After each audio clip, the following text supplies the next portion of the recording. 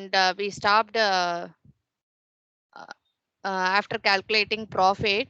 So let me briefly explain. This problem is about they will be giving you savings and cost information instead of profit or cash inflows ஸ்ட்ரெயிட்டாகவே கொடுக்க மாட்டாங்க. அதுக்கு பதிலாக வந்துட்டு savings cost பற்றின information கொடுப்பாங்க. நம்ம தான் வந்துட்டு ப்ராஃபிட் கால்குலேட் பண்ணுற மாதிரி இருக்கும். ஸோ ஆல்ரெடி ஒரு ப்ராப்ளம் இந்த இதில் ஒர்க் அவுட் பண்ணியிருக்கோம். ஸோ லாஸ்ட் கிளாஸ்லேயும் வந்துட்டு சர்டெயின் இன்ஃபர்மேஷன் வந்துட்டு கொடுத்துருப்பாங்க. அதை வச்சு எப்படி வந்துட்டு ப்ராஃபிட் இல்லை கேஷ் இன்ஃப்ளோஸ் கால்குலேட் பண்ணோம் அப்படின்றத தான் டிஸ்கஸ் பண்ணோம். we stopped with the profit calculation வரைக்கும் நம்ம வந்து ஸ்டாப் பண்ணியிருந்தோம். ஸோ கொஸ்டின்ல இருக்கக்கூடிய சேவிங்ஸ் ரிலேட்டடான இன்ஃபர்மேஷன் எல்லாத்தையும் சேவிங்ஸ் கீழே போட்டுட்டு டோட்டல் சேவிங்ஸ் பாயிண்ட் அவுட் பண்ணுவோம். அதே மாதிரி காஸ்ட்கான இன்ஃபர்மேஷன் என்னென்னலாம் நம்ம கொஸ்டின்ல கொடுத்துருக்காங்களோ அந்த காஸ்ட் எல்லாமே we have to add and we have to find out total cost. So கொஸ்டின்ல பார்த்தீங்கன்னா தெரியும். ஃபர்ஸ்ட் இந்த ரெண்டு இன்ஃபர்மேஷனும் இந்த பேசிக் இந்த இன்ஃபர்மேஷன் ரெண்டுத்தையும் எடுத்து நம்மளோட ஃபார்மேட்ல எழுதிக்கிட்டோம். அதுக்கப்புறம் வந்துட்டு சேவிங்ஸ் பத்தின இன்ஃபர்மேஷன் என்னென்னலாம் இருக்குன்றத கொஸ்டின்ல இருந்து நம்ம எடுக்க ஆரம்பிக்கணும். ஸோ எஸ்டிமேட்டட் சேவிங்ஸ் இன் ஸ்கிராப் எடுத்துக்கிட்டோம். அதுக்கப்புறம் எஸ்டிமேட்டட் சேவிங்ஸ் இன் வேஜஸை ரெண்டு இன்ஃபர்மேஷனும் நம்ம என்ன பண்ணோம், சேவிங்ஸ் கீழே எடுத்துக்கிட்டோம். அப்ப எஸ்டிமேட்டட் சேவிங்ஸ் இன் வேஜஸ் போடும்போது நம்ம என்ன பண்ணோம்னா வேஜஸ் பெர் ஒர்க் பெர் ஆனமும் ஒர்க்கர்ஸ் நாட் ரெக்வயர்டும் ரெண்டுத்தையும் சேர்த்து நம்ம மல்டிப்ளை பண்ணிட்டு எஸ்டிமேட்டட் சேவிங்ஸ் இன் வேஜஸ் கீழே நம்ம வந்து எழுதிக்கிட்டோம். ஸோ சேவிங்ஸ் எல்லாத்தையும் நம்ம வந்து டோட்டல் பண்ணிட்டு டோட்டல் சேவிங்ஸ் பாயிண்ட் அவுட் பண்ணோம். அதுக்கப்புறம் காஸ்ட் என்னென்னலாம் நம்ம கொஸ்டின்ல இருக்கோ அந்த காஸ்ட் எல்லா இன்ஃபர்மேஷனும் we have to take. So அப்படி பார்க்கும்போது நம்ம கொஸ்டின்ல வந்து additional cost of supervision, additional cost of maintenance, cost of direct indirect materials, இது மூணுமே நம்ம என்ன பண்றோம்னா வந்து காஸ்ட் கீழே வந்து போட்டுக்கிறோம். இது எல்லாமே லாஸ்ட் கிளாஸ்ல டிஸ்கஸ் பண்ணதுனால நான் வந்து ரஷ் அப் பண்றேன். ஸோ காஸ்ட் எல்லாத்தையும் நம்ம வந்து எடுத்து போட்டுட்டு total cost we have to find out. Then A total சேவிங்ஸ்ன்றது ஏவாகவும் டோட்டல் காஸ்ட்டை பி ஆகவும் நம்ம எடுத்துக்கிறோம்.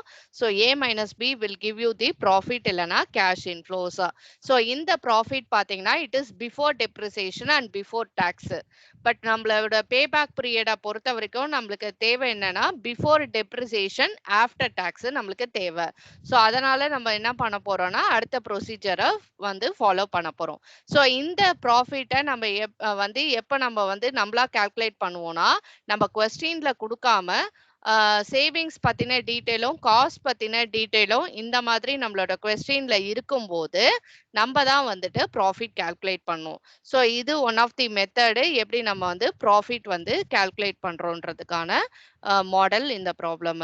So after calculating the profit, this profit is known as profit before depreciation and before tax. இன்னும் வந்து டெப்ரிசியேஷனும் சப்ராக்ட் பண்ணல, டேக்ஸும் சப்ராக்ட் பண்ணலன்னு அர்த்தம். That is before depreciation and before tax. So நம்மளோட ப்ரொசீஜர் படி என்ன வந்து நம்மளுக்கு தேவை அப்படின்னு பார்த்தீங்கன்னா பிஃபோர் டெப்ரிசியேஷன் ஆஃப்டர் டேக்ஸ் நம்மளுக்கு தேவை. ஸோ இந்த இதை நம்ம வந்து ஃபைண்ட் அவுட் பண்ணோம்னா என்ன நம்ம பண்ணணும்னு பார்த்தீங்கன்னா ஃபர்ஸ்ட் ப்ராஃபிட்ல இருந்து நம்ம டெப்ரிசியேஷனை சப்ராக்ட் பண்ணணும். அடுத்தது டெப்ரிசியேஷனை சப்ராக்ட் பண்ணோடனே அது வந்து ப்ராஃபிட் ஆஃப்டர் டெப்ரிசியேஷன் ஆயிடும். ஸோ சப்ராக்ட் பண்ணோடனே அது ஆஃப்டரா மாறிடும். அடுத்தது டேக்ஸ் வந்து இன்னும் நம்ம சப்ராக்ட் பண்ணல, அதனால அது பிஃபோர் டேக்ஸா இருக்கும். ஓகேங்களா. அடுத்தது நெக்ஸ்ட் வந்து நம்ம என்ன பண்ணோம்னா டேக்ஸை சப்ராக்ட் பண்ணணும். So profit after depreciation before டேக்ஸை வந்துட்டு டேக்ஸை சப்ராக்ட் பண்ணோம்னா ரெண்டுமே வந்துட்டு ஆஃப்டர் டெப்ரிசியேஷன் ஆஃப்டர் டேக்ஸா மாறிடும். அதுக்கப்புறம் நம்ம பேபேக் பீரியடை பொறுத்த வரைக்கும் நம்மளுக்கு என்ன ரெக்வயர்டுன்னு பார்த்தீங்கன்னா profit before depreciation after tax நம்மளுக்கு தேவை. ஸோ இதை பிஃபோர் டெப்ரிசியேஷன் நம்ம வந்து இதை ஆஃப்டரை வந்து பிஃபோரா மாற்றணும் அப்படின்னா நம்ம டெப்ரிசியேஷனை திருப்பி வந்து we have to add. So அதனால தான் டெப்ரிசியேஷனை ஆட் பண்ணுறோம். இது வந்து ஜென்ரல் ஃபார்மேட்டை நம்ம பேபேக் பீரியடுக்கு நம்மளுக்கு இது ரெக்வயர்டுனால நம்ம இந்த ப்ரொசீஜரை ஃபாலோ பண்றோம். இதே நம்மளோட கொஸ்டின்ல டெப்ரிசியேஷன் பத்தின இன்ஃபர்மேஷனும் டாக்ஸ் பத்தின இன்ஃபர்மேஷனும் கொடுக்கல அப்படின்னா இந்த ஸ்டெப்போட நம்ம வந்துட்டு நிறுத்திப்போம். whereas depreciation tax பத்தின information நம்மளோட questionல இருந்ததுன்னா we will be going to further steps and we have to find out profit before depreciation and after tax. இத வந்து நம்ம போடணும். Okay, so now let me explain in depth. So profit வரைக்கும் நேத்தி கிளாஸ்ல நம்ம வந்து calculate பண்ணிட்டோம். நெக்ஸ்ட் டெப்ரிசியேஷனை சப்ராக்ட் பண்ணணும்.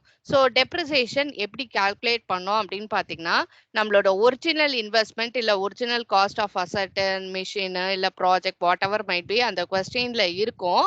அது டிவைடட் பை எஸ்டிமேட்டட் லைஃப் இல்லைன்னா நம்பர் ஆஃப் இயர்ஸ் அப்படின்னு கொஸ்டின்ல இருக்கும். ஸோ ரெண்டுத்தையும் நம்ம டிவைட் பண்ணோம்னா நம்மளுக்கு டெப்ரிசியேஷனுக்கான அமௌண்ட் நம்மளுக்கு வந்து கிடைக்கும்.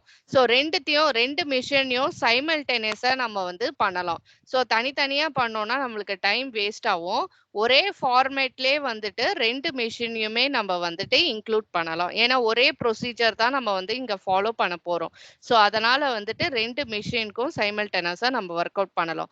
ஸோ டெப்ரிசியேஷன் பாத்தீங்கன்னா வந்து கொஸ்டின்ல தான் நம்ம ரெஃபர் பண்ணணும். ஸோ கொஸ்டின்ல போயிட்டு அந்த மிஷினோட காஸ்ட் ஆஃப் மிஷின் பாத்தீங்கன்னா டேம்ஷெல்க்கு it is 3 lakhs and estimated life 10 years. So 3 lakh divided by 10 நம்ம போடணும். அதுதான் நம்மளோட depreciation amount.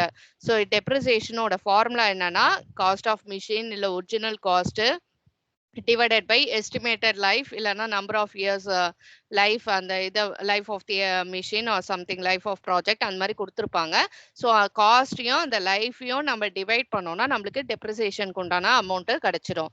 ஸோ இந்த மெஷினுக்கு டெப்ரிசியேஷன் கண்டுபிடிக்கணும்னா 3 lakh டிவைடட் பை 10 போட்டோம்னா நம்மளுக்கு டெப்ரிசியேஷன் டேம்செல்க்கு கிடைச்சிடும். அதே மாதிரி ஷைலாக்குக்கு பார்த்தீங்கன்னா அதோட காஸ்ட் ஆஃப் மிஷினும் எஸ்டிமேட்டட் லைஃபும் வேற. சில ப்ராஜெக்ட்ஸ்க்கு சில மிஷினுக்கு ஒரே காஸ்ட் ஒரே எஸ்டிமேட்டட் லைஃபா இருக்கும். அப்ப டெப்ரிசியேஷன் அமௌண்ட் யூனிஃபார்மா இருக்கும்.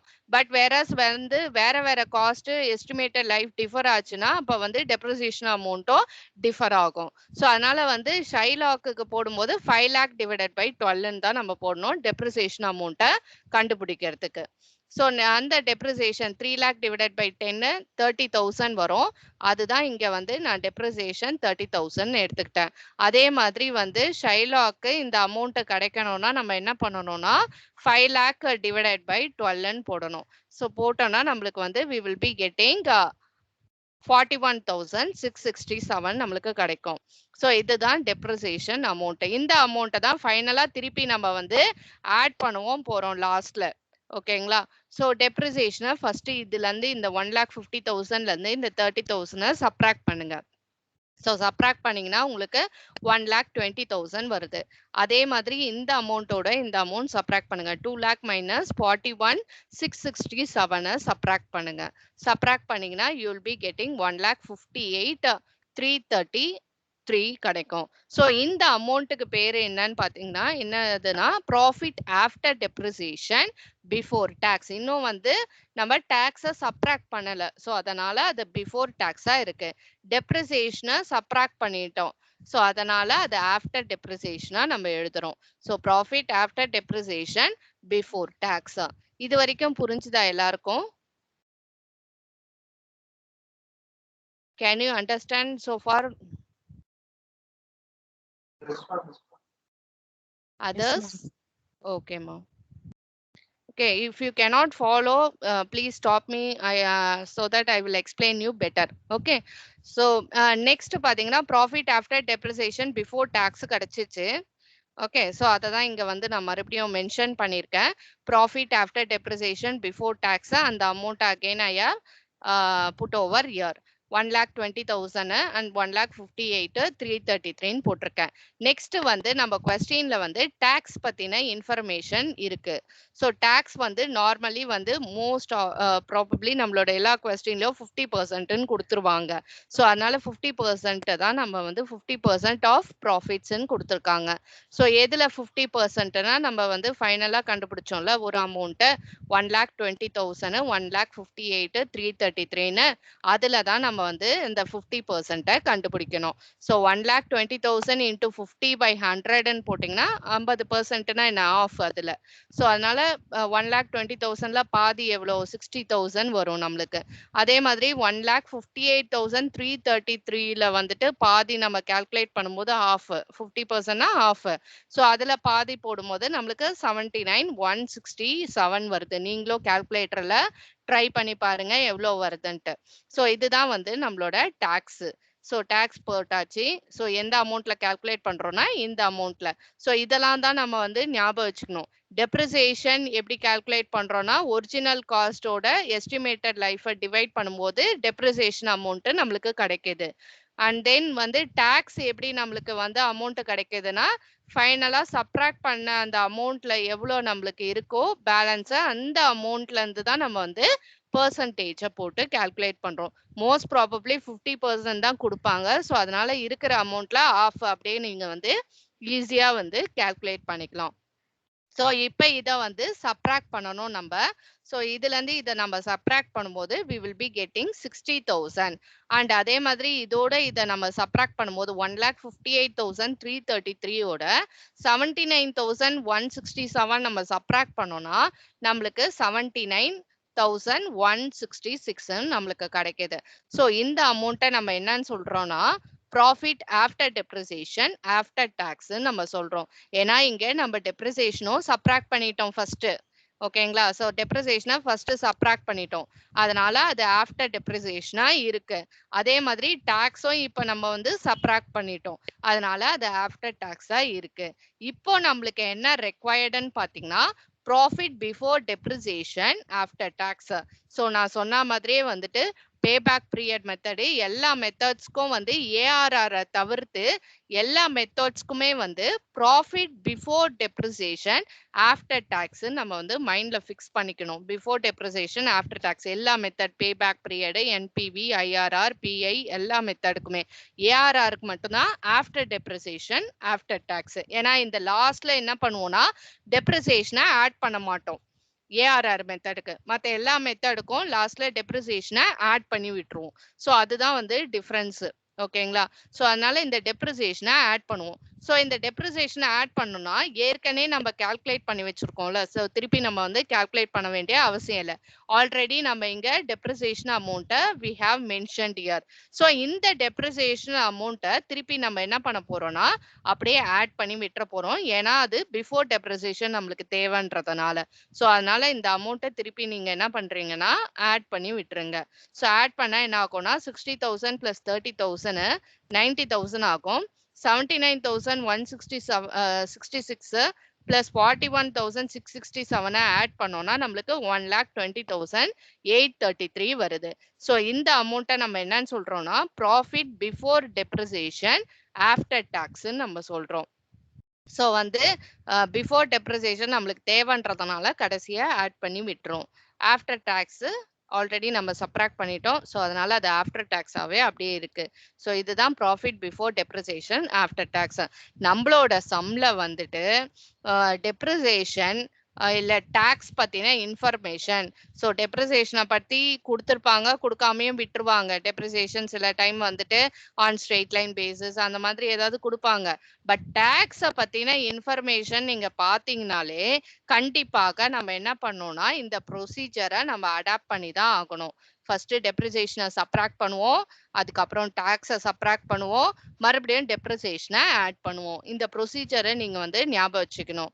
ஸோ நம்மளோட கொஸ்டின்ல வந்து பாத்தீங்கன்னா நம்ம தான் ப்ராஃபிட்டே கால்குலேட் பண்றோம். இந்த இடத்துல சேவிங்ஸையும் காஸ்டையும் சப்ட்ராக்ட் பண்ணி நம்ம தான் ப்ராஃபிட்டே கால்குலேட் பண்றோம். ஸோ அதனால த என்டையர் ப்ரொசீஜர் அந்த ஃபார்மேட் அந்த மெத்தடை நம்ம வந்து minus depreciation minus tax plus depreciation நம்ம பண்ணி விட்டுருவோம். இதே மற்ற கொஸ்டின்ல அவங்களே கொடுத்துட்டாங்கன்னா என்ன ஸ்டேஜ்ல கொடுத்துருக்காங்க அப்படின்றத நம்ம வந்துட்டு கோ த்ரூ பண்ணிட்டு அதுக்கு ஏத்த மாதிரி நம்ம வந்து பிஃபோர் டெப்ரிசியேஷன் ஆஃப்டர் டாக்ஸுக்கு கொண்டு வரணும். டாக்ஸ் பத்தின இன்ஃபர்மேஷன் நம்ம கொஸ்டின்ல சுத்தமா இல்ல அப்படின்னா நம்ம இந்த மெத்தடே இது வரைக்கும் நம்ம அடாப்ட் பண்ணவே தேவையில்ல. இந்த ப்ரொசீஜர் இதோடயே நம்ம வந்துட்டு என்ன பண்ணணும், நம்ம நிறுத்திக்கலாம். ப்ராஃபிட் அப்படியே இருக்கிறத வச்சு நம்ம அப்படியே பேபேக் பீரியட் எப்படி கால்குலேட் பண்ணுவோம் அந்த மாதிரி நம்ம ப்ரொசீஜரை வந்து ஃபாலோ பண்ணி கொண்டு போயிடலாம். பட் டாக்ஸ் பத்தின இன்ஃபர்மேஷன் இருந்தாலே நம்ம கண்டிப்பாக என்ன பண்ணணும்னா மைனஸ் டெப்ரிசியேஷன் மைனஸ் டாக்ஸ் அதுக்கப்புறம் மறுபடியும் பிளஸ் டெப்ரிசியேஷன் பண்ணாதான் நம்மளுக்கு பிஃபோர் டெப்ரிசியேஷன் ஆஃப்டர் டாக்ஸ் கிடைக்கும். இப்ப இந்த சம்ம பொறுத்த வரைக்கும் ஒரே ஒரு ப்ராஃபிட் கேஷ் இன்ஃப்ளோ மட்டும் தான் இருக்கு. ஓகேங்களா, இது வந்து அன்இவன் கேஷ் இன்ஃப்ளோ அந்த மாதிரி எதுவுமே கிடையாது. ஸோ இது வந்துட்டு 2 மிஷினுக்கான பேபேக் பீரியடை நம்ம கால்குலேட் பண்ணணும். ஸோ அதனால வந்து இதை ஈவன் கேஷ் இன்ஃப்ளோவா தான் நம்ம வந்து கன்சிடர் பண்ண முடியும். ஸோ அதனால தான் நம்ம பேபேக் பீரியடோட ஈவன் கேஷ் இன்ஃப்ளோ ஃபார்முலா என்ன அப்படின்றத யோசிக்கணும். ஸோ அதோட ஃபார்முலா என்னன்னு பார்த்தீங்கன்னா initial investment by annual cash inflow. இதுதான் நம்மளோட ஃபார்முலா, பேபேக் பீரியடோட ஃபார்முலா. இப்ப தனித்தனியாக மிஷின் டேம்ஷெல்க்கும் மிஷின் ஷைலாக்கும் பேபேக் பீரியட் தனித்தனியா கால்குலேட் பண்ணிட்டு எதுக்கு லெஸ் நம்பர் ஆஃப் இயர்ஸ் இருக்கோ அந்த பேபேக் பீரியட் அந்த மிஷினையோ இல்ல அந்த ப்ராஜெக்டையோ நம்ம வந்து அக்செப்டட் அப்படின்னு சொல்லிட்டு நம்ம வந்து since it has a shorter payback பீரியட்னு மென்ஷன் பண்ற மாதிரி இருக்கும். ஸோ இப்ப வந்து தனித்தனியாக பண்ணலாம். கால்குலேஷன் பார்ட் நீங்க ஒன்னாவே வந்து கிளப் பண்ணி பண்ணிடணும். ஏன்னா தனித்தனியா ஃபர்ஸ்ட் டேம்ஷெலுக்கு பண்ணி அப்புறம் என்டையர் இந்த ஃபார்மேட்டை நம்ம வந்துட்டு அடாப்ட் பண்ணிட்டு அதெல்லாம் வந்து நம்மளுக்கு வேஸ்ட் ஆஃப் டைம். ஸோ அதனால 2 மிஷினையும் ஒன்னா சேர்த்து கூட நம்ம வந்து இன்க்ளூட் பண்ணிட்டு we can very well do all these format இந்த ஃபார்மேட்டை அப்படியே அடாப்ட் பண்ணி பிஃபோர் டெப்ரிசியேஷன் ஆஃப்டர் டாக்ஸை கொண்டு வந்துடலாம். பேபேக் பீரியட் கால்குலேட் பண்ணும்போது தனித்தனியாக நம்ம வந்து பண்ணிக்கலாம். ஸோ பேபேக் பீரியடோட ஃபார்முலா மென்ஷன் பண்ணியாச்சு. மெஷின் டேம்ஷெலுக்கு ஃபர்ஸ்ட் பேபேக் பீரியடை கால்குலேட் பண்ண போறோம். அதோட இனிஷியல் இன்வெஸ்ட்மெண்ட் அது காஸ்ட் ஆஃப் மிஷின் இல்ல ஒரிஜினல் காஸ்ட் இல்ல இனிஷியல் காஸ்ட் எல்லாம் மீனிங் ஒண்ணுதான். ஸோ இனிஷியல் இன்வெஸ்ட்மெண்ட் அந்த பர்டிகுலர் மிஷினுக்கு என்ன அப்படின்றத கொஸ்டின்ல போயிட்டு ரெஃபர் பண்ணுங்க. ஸோ அதோட இனிஷியல் இன்வெஸ்ட்மெண்ட் இல்ல காஸ்ட் ஆஃப் மிஷின் என்னன்னு பாத்தீங்கன்னா 3 lakhs அதோட இனிஷியல் இன்வெஸ்ட்மெண்ட். ஸோ அந்த 3 lakhs தான் நம்ம என்ன பண்றோம்னா இங்க கொண்டு வரோம். 3 lakhs இங்க மென்ஷன் பண்றோம். அடுத்தது ஆனுவல் கேஷ் இன்ஃப்ளோ. இந்த இன்ஃபர்மேஷன் எங்க இருக்கும் அப்படின்னா நம்ம ஜஸ்ட் நோ நம்ம தான் கால்குலேட் பண்ணி அதை வச்சிருக்கோம். ஸோ 90,000 போட்டிருக்கோம்ல, 90,000 கால்குலேட் பண்ணி வச்சிருக்கோம்ல profit before depreciation after tax. இந்த அமௌண்ட் தான் ஆனுவல் கேஷ் இன்ஃப்ளோ. இது ஈவன் கேஷ் இன்ஃப்ளோவா தான் நம்ம கன்சிடர் பண்ண முடியும். ஸோ அதனால இந்த 90,000 நம்ம வந்து இங்க எடுத்துக்கிறோம். So 3 lakh divided by 90,000 if we do, we are getting 3.33 years, like that we are getting. We can mention either as 3 years 3 months or 3.33 or 3.3 years, like that we can mention anyhow. Okay, so till this it is clear to you for machine damsel how we calculated payback period?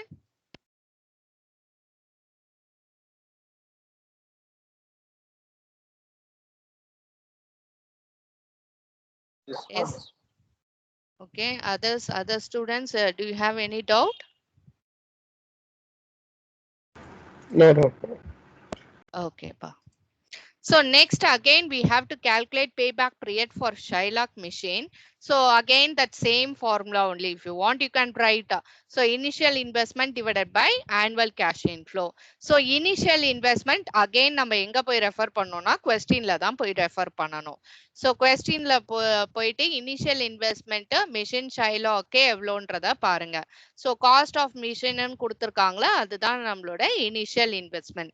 So அதனால வந்துட்டு நம்ம வந்து கொஸ்டினை நல்லா புரிஞ்சுக்கணும். Cost of machine, cost of project, original cost, initial investment, initial cost எல்லாம் meaning இல்ல cash out ஃப்ளோன்னு கொடுப்பாங்க இல்ல கேஷ் அவுட்லேன்னு கொடுப்பாங்க, எல்லாம் மீனிங் ஒண்ணுதான்.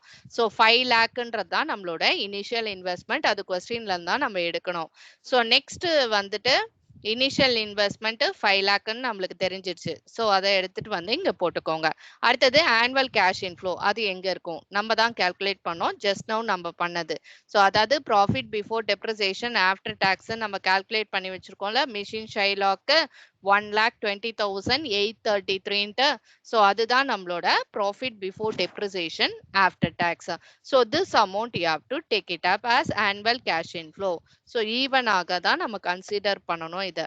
ஈவன் கேஷ் இன்ஃப்ளோவா, அதனால தான் இந்த ஃபார்முலாவை நம்ம எடுத்துக்கிறோம். So 1,20,833 you have to take. So 5 lakh divided by 1,20,833 if you do, I am getting around 4.1379 like that, something we are getting like that. So yearsல தான் நம்ம வந்து payback periodனால yearsல தான் நம்ம ரெப்ரசன்ட் பண்ணும். ஸோ இதுவும் ரொம்ப முக்கியம். எந்த இதுக்கெல்லாம் வந்து பெர்சன்டேஜ் காமிக்கணும், எது இதெல்லாம் ருபீஸ்ல காமிக்கணும், இதெல்லாம் வந்து நம்ம நல்லா வந்து ஞாபகம் வச்சுக்கணும். பேபேக் பீரியட்லாம் இயர்ஸ் மந்த்ஸ்ல தான் நம்ம வந்து ரெஃபர் பண்ணணும், மென்ஷன் பண்ணணும், ரெப்ரசன்ட் பண்ணணும். ஸோ அதனால வந்துட்டு அதெல்லாம் கொஞ்சம் நல்லா ஞாபகம் வச்சுக்கோங்க. So 4.13 something I am getting. So அதை வந்து 4 years 1 month அந்த மாதிரி நம்ம எடுத்துக்கலாம். So therefore பேபேக் period for machine Shylock வந்து 4 years 1 month எடுத்துக்கலாம். ஸோ இப்போ ரெண்டு மிஷினையும் கம்பேர் பண்ணுங்க. ஸோ இது வந்து 3 years 3 months, இது 4.1. ஸோ 3.3 இல்ல 4.1 எது வந்து இருக்கிறதுலே சின்னதுன்னு பாருங்க, எது லெஸ் நம்பர் ஆஃப் இயர்ஸ்னு. 3.3 தான் வந்து சின்னது இருக்கிறதுலே 4.1ஓட. ஸோ கம்பேர் பண்ணும்போது அப்ப மிஷின் டேம் செல் தான் வந்துட்டு என்ன இருக்கு, லெஸ் ஷார்ட்டர் பேபேக் பீரியடா இருக்கு.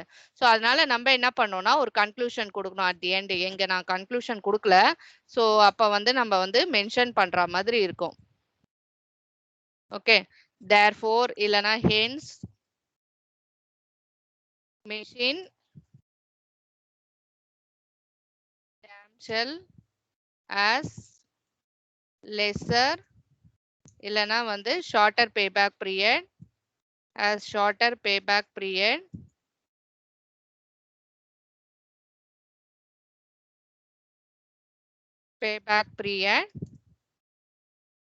compared to machine Shylock. Hence machine dam shell will be accepted. Okay, like this you have to give a conclusion. Okay, so you have to compare. So இது எப்ப பண்ணுவோம்னா ரெண்டு machine இல்ல ரெண்டு ப்ராஜெக்ட் ப்ரொபோசல் இருக்கும்போது which machine or which project will be best suitable for the company suggest அந்த மாதிரி ஏதாவது கொஸ்டின் மார்க் போட்டு கொடுப்பாங்க நம்மளோட கொஸ்டின்ல. ஸோ அப்படி இருக்கும்போது நம்ம வந்து கம்பேரிசன் பண்ணிட்டு எது வந்து ப்ராஃபிட்டபிளா இருக்கும் இல்ல எது வந்து கம்பெனி they can accept அப்படின்ற மாதிரி ஒரு கன்க்ளூஷன் வந்து we have to give. Okay, so ரெண்டு projects இருக்கும்போது ரெண்டு machines இருக்கும்போது we have to surely give the conclusion. Either they ask or don't ask, better to give a conclusion. Okay, which will be accepted ன்றத நம்ம வந்து கொடுக்கிற மாதிரி இருக்கும். Okay, so இப்படி தான் நம்ம வந்துட்டு சேவிங்ஸ் காஸ்ட் பத்தின இன்ஃபர்மேஷன் நம்மளோட கொஸ்டின்ல இருந்ததுன்னா இந்த மெத்தடு தான் நம்ம அடாப்ட் பண்ணிட்டு வந்து பேபேக் பீரியடை வந்து இப்படி தான் நம்ம கால்குலேட் பண்ணோம். ஸோ இதோட பேபேக் பீரியட் மெத்தடு முடியுது. ஸோ கேபிட்டல் பட்ஜெட்டிங் டெக்னிக்ல வந்து ட்ரெடிஷ்னல் மெத்தட் நான் டிஸ்கவுண்டட் கேஷ் ஃப்ளோ டெக்னிக்கு கீழே முதல் மெத்தட் வந்து பேபேக் பீரியட் மெத்தட் தான். ஸோ அதுல மாடல்ஸ் என்ன அப்படின்னு பார்க்கும்போது first model even cash inflow. Okay, so even cash inflow ஒரே ஒரு யூனிஃபார்ம் கேஷ் இன்ஃப்ளோ, ஒரே ஒரு கேஷ் இன்ஃப்ளோ இருக்கும். அது பேசிக் சிம்பிள் ப்ராப்ளம் இந்த ஃபார்முலா யூஸ் பண்ணி பண்ணிடுவோம். நெக்ஸ்ட் அன்ஈவன் கேஷ் இன்ஃப்ளோ இருக்கும். அப்ப cumulative cash inflow find out பண்ணி பேபேக் பீரியட் அதுக்கு கால்குலேட் பண்ணுவோம்.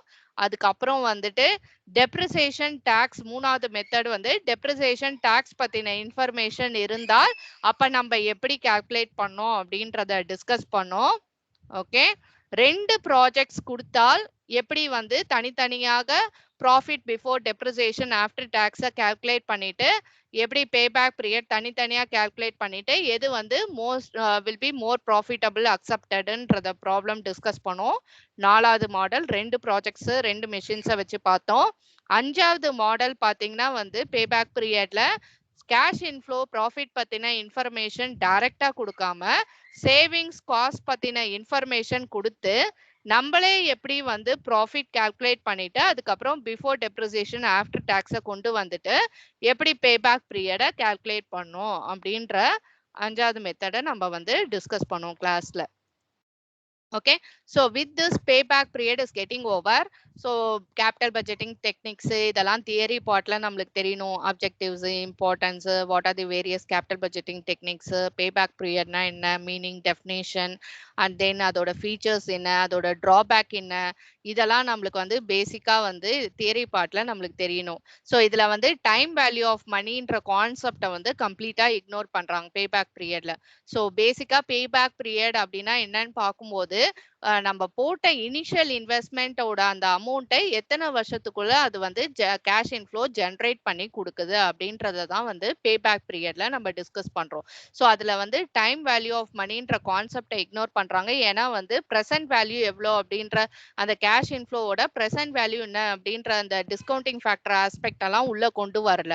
ஸோ அதனால தான் அதை வந்து ட்ரெடிஷ்னல் மெத்தடு கீழே நான் discounted cash flow technique method கீழே அந்த பேபேக் பீரியட் அந்த மெத்தட் வந்து வருது.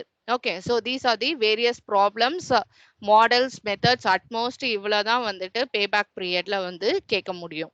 ஓகே.